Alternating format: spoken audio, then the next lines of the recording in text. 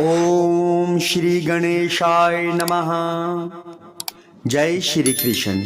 आज हम पुरुषोत्तम मास कथा के 8वें अध्याय का श्रवण करेंगे। सूत जी शौनक आदि ऋषियों से कहने लगे, भगवान विष्णु और श्री कृष्ण के वचन सुनकर नारद जी अत्यंत प्रसन्न हुए, परंतु फिर भी प्रश्न करने लगे। नारद जी कहने लगे, हे प्रभु, लक्ष्मीपति जब वैकुंठ को चले गए फिर क्या हुआ? वह सब कृपा करके मुझसे कहिए।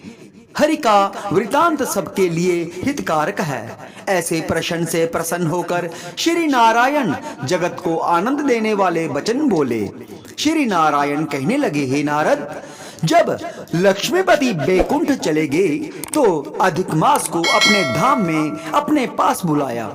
वहां वैकुंठ में बसकर अधिक मास अत्यंत आनंद करने लगा और भगवान के साथ क्रीड़ा करने लगा। श्री कृष्ण ने मन से प्रसन्न होकर मल मास को 12 मासों में श्रेष्ठ कर दिया और सबका प्रिय बना दिया। इस प्रकार भक्तवत्सल भगवान युधिष्ठिर और द्रौपदी को कृपा से देखते हुए अर्जुन से बोले, हे राज सिंह, दुख में डूबे होने के कारण तुमने तपोवन में आए पुरुषोत्तम का आदर नहीं किया और वृंदावन चंद्र का प्रिय मास आपके वन में रहने से अनजाने से चला गया। भय से दुखित मन वाले भीष्म द्रोण भी नहीं जान पाए और भय के द्वेष से तुमने नहीं जाना। वेद व्यास जी से प्राप्त विद्या आराधना में लगे रहे। भयंकर युद्धशाली अर्जुन इंद्रप्रस्थ गए और उसके दुख से दुखित आप लोगों ने नहीं जाना। अतः अब क्या करना चाहिए? मनुष्य को प्रारब्ध भोग अवश्य भोगना पड़ता है। मनुष्य प्रारब्ध से ही सुख दुख भय और आनंद को प्राप्त होता है। अतः सदा भाग्य पर ही भरोसा रखो। हे महाराज, अब आपके दुख का दूसरा कारण कहता हूँ।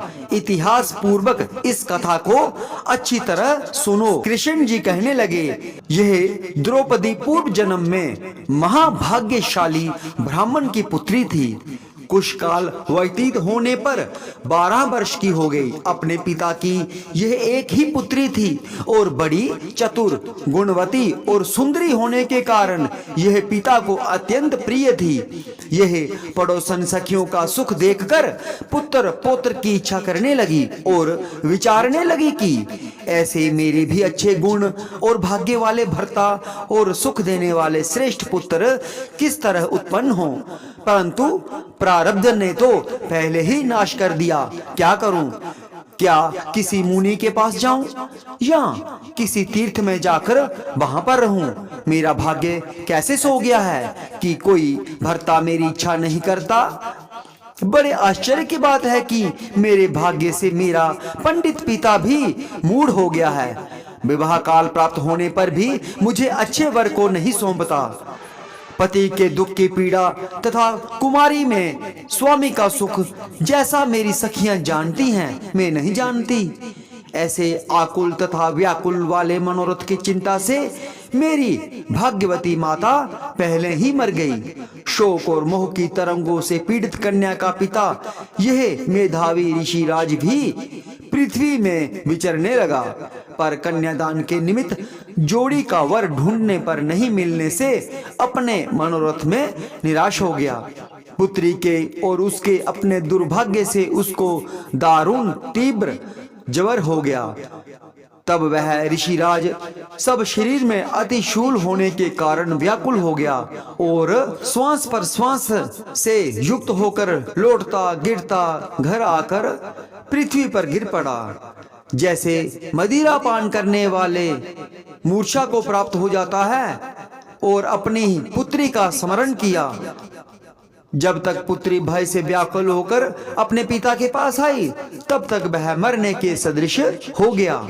देव योग से अकस्मात कांपता हुआ और कन्यादान के प्रसंग से उठे हुए महोत्सव से रहित और पूर्व काल के लिए गृहस्थी धर्मों से रहित होकर संसार की वासना को छोड़कर हरि में मन को लगाता हुआ वह मेधावी ऋषिराज श्री हरि पुरुषोत्तम को स्मरण करने लगा।